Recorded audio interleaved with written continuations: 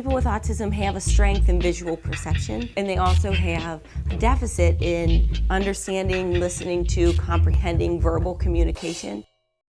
Organizing and attending to materials and understanding what is important is really difficult for people with autism. Another way to say that would be that once they're attending to one thing, they have a really intense focus on that one thing, and they have trouble shifting their attention to other things in the environment. So external organizations are really important to help them know what should they be focusing on and to maintain that attention and not get overwhelmed by other things in the environment, and then it helps them shift their attention from one thing to another. A visual schedule equates to what most adults use in their daily life in terms of like a day planner. We have a list of everything we're going to do throughout the day. Well, a visual schedule can be a written schedule for a person with autism. Oftentimes for children who are younger or an adult with autism who's a non-reader, a visual schedule is each of the activities in their day represented in one picture. So for example, when the person wakes up, it might say breakfast.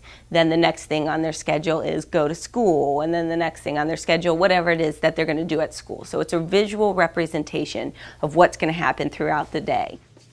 I have seen kids who are totally dependent on adult prompts become independent, moving throughout their day, learning to move from one area in a school building to another area in a school building without adult support or without support of someone else.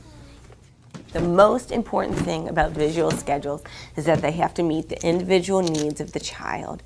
And once the child has a system that he understands or she understands, that system can be used to teach any number, anything else that child needs to learn, and it can be used in a lot of different environments. So people say, well, what am I going to do when the child's in the general education setting? If the child understands the visual system he or she is using, that system can go into a general education setting, to a workplace, and be used to help the child function independently.